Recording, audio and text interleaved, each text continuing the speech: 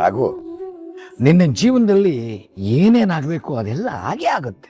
ನೀವಿಬ್ರು ನನ್ನನ್ನ ತಪ್ಪಾಗಿ ಅರ್ಥ ಮಾಡ್ಕೊಂಡಿದ್ದೀರಾ. ನಾನು ಎಲ್ಲೂ ಹೋಗಿಲ್ಲ. ಝಾನ್ಸಿ ಮೇಡಮ್ ಏನ್ ಮಾಡ್ತಿರ್ತಾರೆ ಅಂತ ಯೋಚನೆ ಮಾಡ್ತಾ ಇದ್ದೆ ಅಷ್ಟೇ.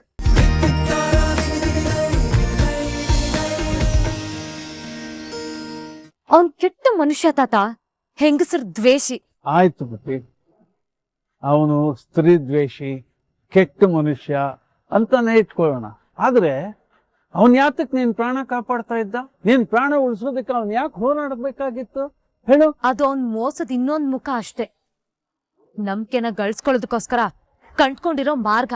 ಕಿವಿಯಾರ ಕೇಳಿಸ್ಕೊಂಡ ಮಾತು, ಕಣ್ಣಾರೆ ಕಂಡ ದೃಶ್ಯಗಳು, ಅದನ್ನೆಲ್ಲ ನಂಬಕ್ ಸಾಧ್ಯ ಇಲ್ಲಮ್ಮ. ನಿನ್ನ ಮನಸ್ಸನ್ನ ಪ್ರಶ್ನೆ ಮಾಡ್ಕೊ, ಅರ್ಥ ಮಾಡ್ಕೊ, ಆಗ ಸತ್ಯಾಂಶ ನಿಂಗೆ ಗೊತ್ತಾಗತ್ತೆ. ಕೇಳಿದ್ದನ್ನ ನೋಡಿದ್ದನ್ನ ನಂಬೇಡಿ ತಾತ. ಯಾಕಂದ್ರೆ ಅವನು ಮುಖಕ್ಕಲ್ಲ, ಮನ್ಸಿಗೆ ಕನ್ನಡಿ ಹಾಕೊಂಡಿದ್ದಾನೆ. ಅವನ್ ಮೇಲ್ನೋಟಕ್ ಮಾತ್ರ ಹೆಂಗಸರ್ ದ್ವೇಷಿ, ಆದ್ರೆ ಅವ್ನ್ ನಿಜವಾದ ಗುಣ ಹೆಂಗಸರ್ ಬಾಕತನ. ಅವನಿಗೆ ಹೆಣ್ಣು ಅಂದ್ರೆ ಆಟ ಆಡೋ ವಸ್ತು, ಮೋಸ ಹೋಗೋದಕ್ಕೆ ಇರೋಳು ಅನ್ಕೊಂಡಿದ್ದಾನೆ. ನಿಮಗ ಅವನ ಬಗ್ಗೆ ಒಂದು ಒಳ್ಳೆ ಒಪಿನಿಯನ್ ಇರೋದ್ರಿಂದ ನಾನ್ ಏನ್ ಹೇಳಿದ್ರು ನಿಮ್ಗೆ ಅರ್ಥ ಆಗಲ್ಲ ತಾತ. ಆದ್ರೆ ಅವನ್ ಏನು ಅಂತ ನಿಮಗ್ ಗೊತ್ತಾಗತ್ತೆ. ಅವನ್ ಜೀವನದಲ್ಲಿ ಮರೆಯಕ್ಕಾಗದೆ ಇರೋಂತ ಪಾಠನ ನಾನ್ ಕಲಿಸ್ತೀನಿ.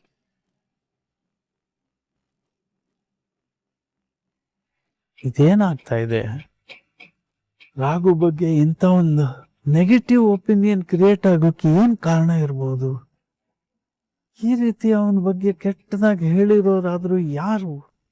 ಏನೋ ಒಂದು ಒಳ್ಳೇದಾಗತ್ತೆ ಅಂತ ನಂಬಿಕೆಯಿಂದ ಇರ್ಬೇಕಾದ್ರೆ ಈ ತರ ಆಗ್ತಾ ಇದೆಯಲ್ಲ, ಇದು ಎಲ್ಲಿಗೆ ಹೋಗಿ ಮುಟ್ಟುತ್ತೋ ಗೊತ್ತಿಲ್ವೇ?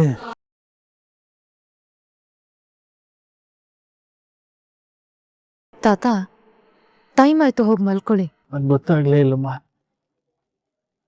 ನೀನ್ ಮಲ್ಕೊಂಬರಿ. ಸರಿ ತಾತ.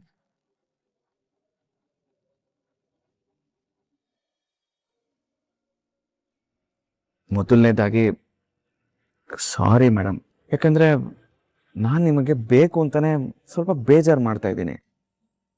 ನನ್ಗೆ ಯಾಕೆ ಹೀಗೆ ಮಾಡ್ತಿದ್ದೀನಿ ಗೊತ್ತಾ? ಯಾವಾಗಲೂ ನಿಮ್ಮ ನೆನಪಲ್ಲಿ ಇರಬೇಕು ಅನ್ನೋ ಕಾರಣಕ್ಕೋಸ್ಕರ. ಆದ್ರೆ ಏನು ಮಾಡಲಿ, ನಾನು ನಿಮ್ಮ ಜೊತೆ ಇರಬೇಕು ಅಂದ್ರೆ ನಾನು ನಿಮಗೆ ಯಾವಾಗಲೂ ಹರ್ಟ್ ಮಾಡ್ತಾನೆ ಇರಬೇಕು. ಮಾಡಿದ್ರೆ ತಾನೆ ನೀವು ಯಾವಾಗಲೂ ನನ್ನ ಗುಂಗಲ್ಲೇ ಇರೋದು. ಅದಕ್ಕೋಸ್ಕರ ಇದೆಲ್ಲ. ಹಾಗಂತ ಹೇಳಿ ಇದು ಯಾವಾಗಲೂ ಹೀಗೆ ಇರುತ್ತೆ ಅಂತ ನೀವು ಅನ್ಕೊಳಕ್ ಹೋಗ್ಬಿಡಿ. ಒಂದು ಸ್ವಲ್ಪ ದಿವಸ ಎಲ್ಲ ಸರಿ ಹೋಗುತ್ತೆ. ಅದು ಆದ್ಮೇಲೆ ಮತ್ತೆ ನಾನು ನೀವು ಪ್ರೀತಿ ಮಾಡೋ ರಾಘು ಹಾಗೇ ಇರ್ತೇನೆ. ಅಲ್ಲಿವರೆಗೂ ಹೀಗೆ ಕಾಟ ಕೊಡೋ ನಿಮ್ ರಾಘು ಹಾಗೇ ಇರ್ತೀನಿ. ಹೆಂಡತಿ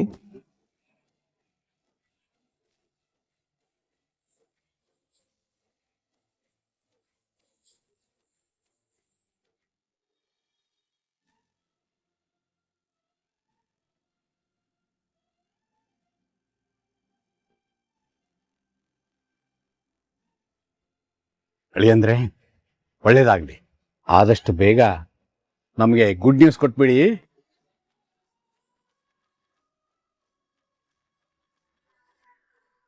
ಐ ಆಮ್ ರಿಯಲಿ ಸಾರಿ ಪಲ್ಲು. ನನ್ಗೆ ಯಾಕೆ ಸಾರಿ ಕೇಳ್ತಿದ್ಯಾ ಮಿತು? ನೀನು ನನ್ನನ್ನು ಪ್ರೀತಿ ಮಾಡಿ, ನನ್ನನ್ನೇ ನಂಬಿ ಮದುವೆ ಮಾಡಿಕೊಂಡು ಸಾಕಷ್ಟು ಆಸೆ ಕನಸುಗಳನ್ನು ಕಟ್ಕೊಂಡು ಬಂದೆ.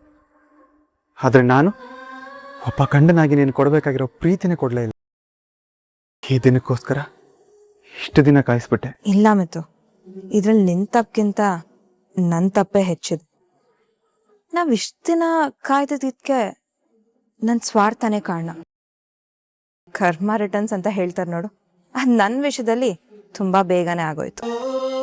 ಅವತ್ ನಾನ್ ಬರೀ ನನ್ ಜೀವನ ಚೆನ್ನಾಗಿರ್ಬೇಕು ಅಂತ ಅನ್ಕೊಂಡಲ್ಲ, ಅದಕ್ಕೆ ಇವತ್ ಹೀಗೆಲ್ಲ ಆಗಿತ್ತು. ಆ ವಿಷಯದಲ್ಲಿ ನಿನ್ ಕಡೆಯಿಂದ ಎಷ್ಟು ತಪ್ಪಾಗಿದೆಯೋ ನಂದು ಕೂಡ ಅಷ್ಟೇ ತಪ್ಪಿದೆ ಪಲ್ಲು. ನೀನೊಬ್ಬ ಅಣ್ಣನಾಗಿ ಸರಿಯಾಗೆ ಮಾಡಿದ್ಯಾ ಮಿತು.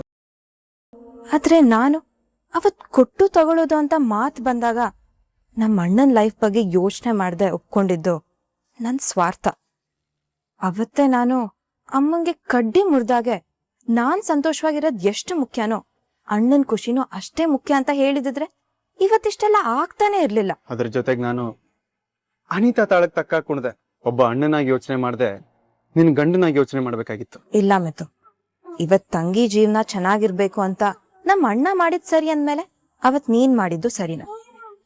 ಆದ್ರೆ ಸ್ವಾರ್ಥಿಯಾಗಿ ಯೋಚನೆ ಮಾಡಿ ಆ ಪಾಪದ ಫಲಾನೆ ನಮ್ನ ಇಷ್ಟು ದೂರ ಇಟ್ಟಿದ್ದು. ಇಷ್ಟು ದಿನ ದೂರ ಇದ್ದಿದ್ದು ಸಾಕು, ಇವಾಗ ಮತ್ತೆ ತಪ್ಪು ಯಾರ್ದು ಅಂತ ವಾದ ಮಾಡ್ಕೊಂಡು ಕೂರೋದು ಬೇಡ.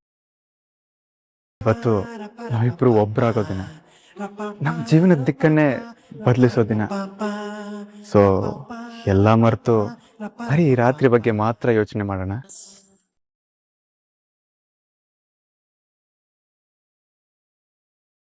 ಇಷ್ಟು ದಿನ ನಾವು ಇದಕ್ಕೋಸ್ಕರ ತಾನೇ ಕಾಯ್ತಿದ್ದು. ನೀನು ಪರ್ಮಿಷನ್ ಕೊಟ್ರೆ ಲೈಟ್ ಆಫ್ ಮಾಡ್ತೀನಿ.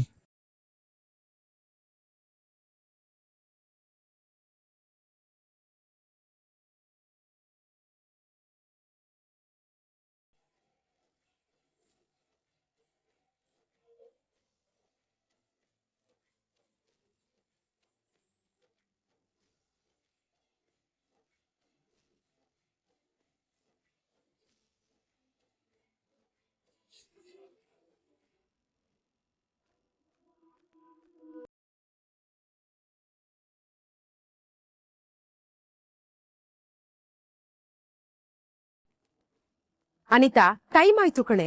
ಆ ಮೊಬೈಲ್ ಅಲ್ಲಿ ಬಿಸಾಕಿ ಹೋಗಿ ನಿದ್ದೆ ಮಾಡು. ಹೇಗಮ್ಮ ನಿದ್ದೆ ಮಾಡ್ಲಿ? ನನ್ ಲೈಫಲ್ಲಿ ನೆಮ್ಮದಿನೇ ಇಲ್ದೇ ಇರುವಾಗ ಮಲ್ಕೊಂಡ್ರು ತಾನೇ ಹೇಗ್ ನಿದ್ದೆ ಬರುತ್ತೆ? ನೋವುಗಳನ್ನ ಮರಿಬೇಕು ಅಂತಾನೆ ಕಣೆ ಆ ದೇವ್ರು ನಮ್ಗೆ ಮರುವು ಅನ್ನೋ ಅದ್ಭುತವಾದ ವರ ಕೊಟ್ಟಿರೋದು. ಜೀವನದ ಜಂಜಾಟಗಳನ್ನ ಮರಿಬೇಕು ಅಂತಾನೆ ರಾತ್ರಿನ ಸೃಷ್ಟಿ ಮಾಡಿರೋದು. ಅದಕ್ಕೆ ನೀನು ನಿನ್ ತಲೆಲಿರೋ ಕೆಟ್ಟ ಆಲೋಚನೆಗಳನ್ನ ತೆಗೆದುಹಾಕಿ ಹೋಗ್ ಮಲ್ಕೋ. ಆಗ ನಿದ್ದೆ ತಾನಾಗೆ ಬರುತ್ತೆ, ನೆಮ್ಮದಿನೂ ಸಿಗುತ್ತೆ. ಸಾಕು, ಇವಾಗ ನೀನ್ ಇದ್ರ ಬಗ್ಗೆ ಲೆಕ್ಚರ್ ಕೊಡಕ್ ಬರ್ಬೇಡ. ನಾನ್ ಮಲ್ಕೋತೀನಿ, ನೀನ್ ಹೋಗು. ಮೊದ್ಲು ಆ ಫೋನ್ ತೆಗೆದು ಪಕ್ಕಕ್ಕಿಟ್ರೆ ಎಲ್ಲ ಸರಿ ಹೋಗುತ್ತೆ.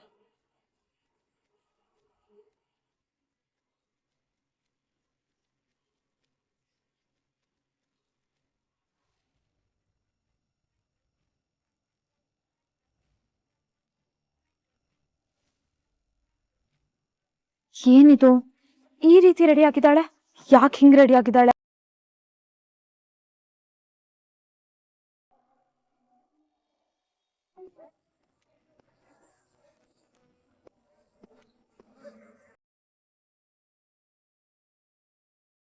ಆಗೋ, ನಿನ್ನ ನೋಡಿದ್ರೆ ತುಂಬಾ ಹೆಮ್ಮೆ ಅನ್ಸುತ್ತೆ ಕಣೋ.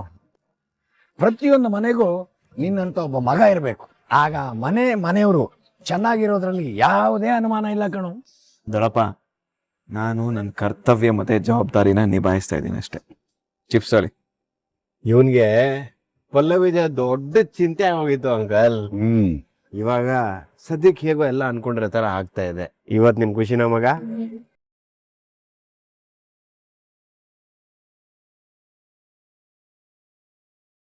ಮಂಜುಳಾ, ಯಾಕೆ ಕಣ್ಣಲ್ಲಿ ನೀರಾಗ್ತಾ ಇದೆಯಾ? ಸಂತೋಷಕ್ಕತ್ತೆ. ಎಲ್ಲಿ ರಾಗು ಹಠದಿಂದ ಪಲ್ಲವಿ ಗಂಡನಿಂದ ದೂರ ಉಳ್ಕೋಬಿಡ್ತಾಳೋ ಅನ್ನೋ ಆತಂಕ ಇತ್ತು. ಆದ್ರೆ ನಮ್ ರಾಗು ಆ ಕೊರಗ್ನ ದೂರ ಮಾಡಿ ಅವ್ರಿಬ್ಬರನ್ನ ಹತ್ರ ಮಾಡ್ದ. ಅವ್ರ ಮನಸ್ಥಿತಿನ ಈ ರೀತಿ ಬದಲಾಯಿಸಿ ಪರಿಸ್ಥಿತಿನ ತಿಳಿ ಮಾಡ್ತಾನೆ ಅಂತ ನನ್ ಮನ್ಸ್ನಲ್ಲೂ ಅನ್ಕೊಂಡಿರ್ಲಿಲ್ಲ ಅತ್ತೆ. ಅಮ್ಮ, ಮೊದ್ಲಿಂದನೂ ಅಣ್ಣನ್ಗೆ ಈ ಮನೆಯವರು ಅಂದ್ರೆ ಬೆಟ್ಟದಷ್ಟು ಕಾಳಜಿ, ಪ್ರೀತಿ. ಆದ್ರೆ ಅದ್ ಎಲ್ರಿಗೂ ಅರ್ಥ ಆಗೋದು ತಡ ಆಯ್ತು ಅಷ್ಟೇ. ಮಂಜುಳಾ, ನೀನ್ ಈ ವಿಷಯದಲ್ಲಿ ಇಷ್ಟು ಸಂತೋಷವಾಗಿದ್ಯಾ ಅಂದ್ರೆ ಇನ್ ನಮ್ ರಾಗು ಮನಸ್ನಲ್ಲಿ ಇನ್ನೆಷ್ಟು ಸಂತೋಷವಾಗಿರ್ಬೋದು ಹೇಳು. ನೋಡು, ನಮ್ಗೇನೇ ತೊಂದರೆ ಇದ್ರು ನಮ್ಮನೆ ಹೆಣ್ಮಕ್ಳು ನೆಮ್ಮದಿಯಾಗಿದ್ದಾರೆ ಅಂದ್ರೆ ಅದಕ್ಕಿಂತ ಸಂತೋಷ ಬೇರೆ ಯಾವುದೂ ಇಲ್ವೋ. ನನ್ನ ತಂಗಿಯವ್ರ ಗಂಡನ ಜೊತೆ ನೆಮ್ಮದಿಯಾಗಿರ್ಬೇಕು ಅಂತ ನನಗೆ ಆಸೆ ಇತ್ತು. ಅದು ಇವತ್ತು ನೆರವೇರ್ತಿದೆ. ನನ್ನ ಮನ್ಸಿಗೆ ಒಂಥರ ತೃಪ್ತಿ ತರುಣ. 100% ಕರೆಕ್ಟ್ ಆಗು. ಅದಕ್ಕೆ ನನ್ನ ಮನಸ್ಸಿಗೆ ಇವತ್ತು ತುಂಬಾ ಖುಷಿಯಾಗಿದೆ. ಅದಕ್ಕೆ ಈ ಪಾರ್ಟಿ ಅರೇಂಜ್ಮೆಂಟು. ಅಂಕಲ್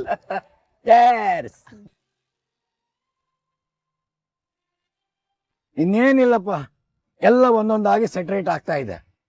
ನಿನ್ ಜೀವನ ಒಂದು ಸರಿ ಹೋಗ್ಬೇಕು ಅಷ್ಟೇ. ಅದ್ರ ಬಗ್ಗೆ ಚಿಂತೆ ಬೇಡ ಅಂಕಲ್. ಅವನ್ ಲೈಫ್ ಇನ್ ಮುಂದೆ ಜಾಲಿ ಜಾಲಿ ಫುಲ್ ಬಿಂದಾಸ್ ಆಗಿರುತ್ತೆ. ಜಾನ್ಸಿಗೆ ಒಂದು ನೆನಪು ಬರ್ಬೇಕಷ್ಟೇ. ಆಮೇಲೆ ಅವ್ರಿಬ್ಬರನ್ನ ಯಾರಿಂದಾನಾದ್ರೂ ಹಿಡಿಯಕ್ಕಾಗತ್ತಾ ಅಂಕಲ್? ನಿನ್ ಮಾತು ನಿಜ ತರುಣ. ನನ್ನ ಜೀವನದಲ್ಲಿ ಆಗ್ಬೇಕಾಗಿರೋದು ಅದು ಒಂದೇ. ಇವಾಗ ಜಾನ್ಸಿ ಮೇಡಮು ಮಣ್ಣಿನ ಪಲ್ಲೆ ಇರ್ತಾರಲ್ವಾ, ನನಗೆ ಯಾಕೆ ಈ ರೀತಿ ಕನ್ಸು ಬರ್ತಿದೆ? ಒಂದು ಅರ್ಥ ಆಗ್ತಿಲ್ವಲ್ಲ. ಹಾಗಿದ್ರೆ ಈ ಕನ್ಸಿನ ಅರ್ಥ ಏನು? ಕಾರಣ ಆದ್ರೂ ಏನು?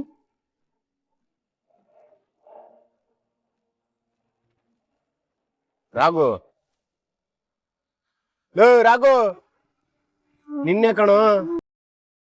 ಸದ್ಯಕ್ಕೆ ಎಲ್ಲೆಲ್ಲೋ ಹೋಗ್ಬೇಡ, ಇಲ್ಲೇ ಇರು. ನೀನ್ ಮೂಡ್ಬೋದಕ್ಕೂ ಟೈಮ್ ಬರುತ್ತೆ. ರಾಘು, ನಿನ್ನ ಜೀವನದಲ್ಲಿ ಏನೇನಾಗಬೇಕು ಅದೆಲ್ಲ ಹಾಗೆ ಆಗುತ್ತೆ. ನೀವಿಬ್ರು ನನ್ನನ್ನ ತಪ್ಪಾಗಿ ಅರ್ಥ ಮಾಡ್ಕೊಂಡಿದ್ದೀರಾ. ನಾನು ಎಲ್ಲೂ ಹೋಗಿಲ್ಲ. ಝಾನ್ಸಿ ಮೇಡಮ್ ಏನ್ ಮಾಡ್ತಿರ್ತಾರೆ ಅಂತ ಯೋಚನೆ ಮಾಡ್ತಾ ಇದ್ದೆ ಅಷ್ಟೇ. ಏ ರಾಘು, ಇವತ್ತು ಫುಲ್ ಜಾಲಿ ಜಾಲಿ. ಅದಕ್ಕೆ ಈ ಬಾಟ್ಲಿಗಳೆಲ್ಲ ಖಾಲಿ ಖಾಲಿ ಆಗ್ಬೇಕು. ನೋಡಿ ರಾಘು, ಮತ್ತೆ ಬೇಕಾದ್ರೆ ನೀನೇ ಹೋಗಿ ತಗೊಂಬರ್ಬೇಕಪ್ಪ. ಈ ಚಳಿಗೆ ಬೆಂಕಿ ಮುಂದೆ ಕೂತ್ರು ಬಾಡಿ ಬಿಸಿ ಆಗಲ್ಲ, ಈ ಚಳಿ ಕಡಿಮೆ ಆಗಲ್ಲ. ಹಾಕು ಸ್ವಲ್ಪ. ಓಕೆ ದೊಡ್ಡಪ್ಪ, ನೀವು ಕುಡಿಯೋಷ್ಟು ಅಲ್ಲ, ನೀವು ಟೈಟ್ ಆಗೋಷ್ಟು ಎಣ್ಣೆ ನನ್ನ ಕಡೆಯಿಂದ ಸ್ಪಾನ್ಸರ್. ಕುಡೀರಿ ಕುಡೀರಿ.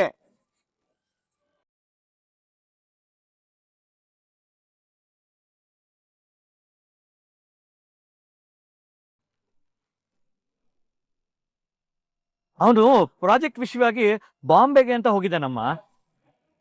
ದೇವಸ್ಥಾನಕ್ ಹೋಗ್ಬೇಕು ಅಂತ ಅವ್ರಮ್ಮ ಫೋನ್ ಮಾಡಿದ್ರು. ಮಿಥುನ್ ಮನೇಲಿ ಇರ್ಲಿಲ್ಲ ಅಲ್ವಾ, ಅವ್ನ್ ಬರೋವರ್ಗೂ ಅವಳು ಅಲ್ಲೇ ಇರ್ಲಿ ಅಂತ ನಾವೇ ಕಳ್ಸ್ಕೊಟ್ವಿ.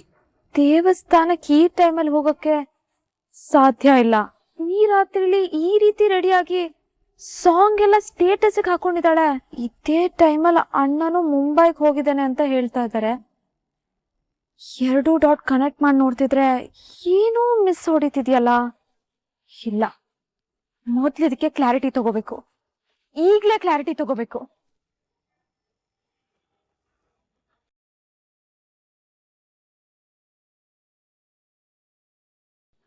ಇವನ್ ಮುಂಬೈಯಲ್ಲಿ ಇಟ್ಕೊಂಡು ಸ್ವಿಚ್ ಆಫ್ ಮಾಡಿದ್ರೆ ಮರಾಠಿಲ್ ಬರ್ಬೇಕಲ್ವಾ? ಆದ್ರೆ ಕನ್ನಡದಲ್ಲಿ ಸ್ವಿಚ್ ಆಫ್ ಅಂತ ಬರ್ತಿದ್ಯಲ್ಲ.